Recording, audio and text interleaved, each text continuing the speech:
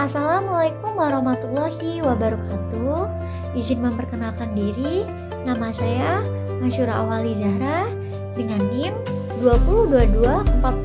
2022464051117. Di sini saya akan membahas materi bab 3 hidup bersama alam dengan topik A, yaitu para penghuni alam. Tujuan pembelajaran yang pertama, menganalisis komponen biotik dan abiotik dalam suatu ekosistem. Yang kedua, mengetahui peran komponen dalam suatu ekosistem.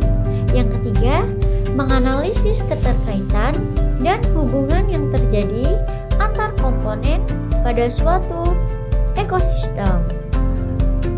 Apa itu ekosistem? Satu makhluk hidup bisa kita sebut sebagai individu. Jika makhluk hidup sejenis ini berkelompok, kita sebut sebagai populasi. Lingkungan tempat tinggal makhluk hidup disebut sebagai habitat.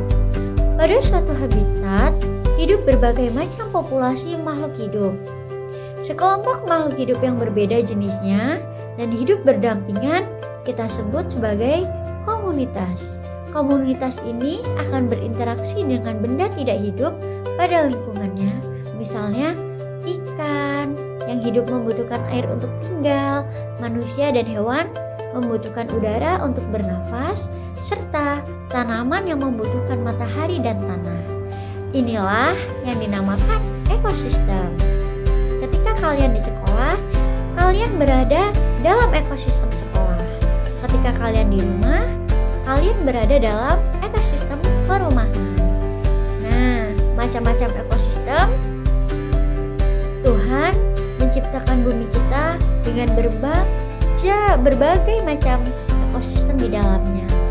Ada ekosistem sawah, kolam, hutan, kota, desa, gurun, dan masih banyak lagi. Komponen biotik dan abiotik.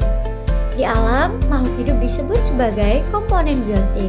Namun, untuk benda-benda alam lainnya yang bukan makhluk hidup disebut sebagai komponen abiotik. Apa contohnya?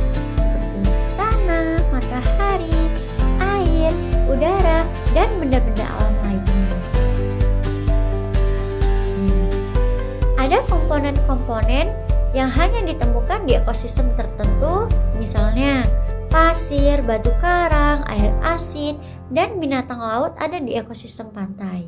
Beruang kutub hanya ditemukan di wilayah kutub utara dan Antartika.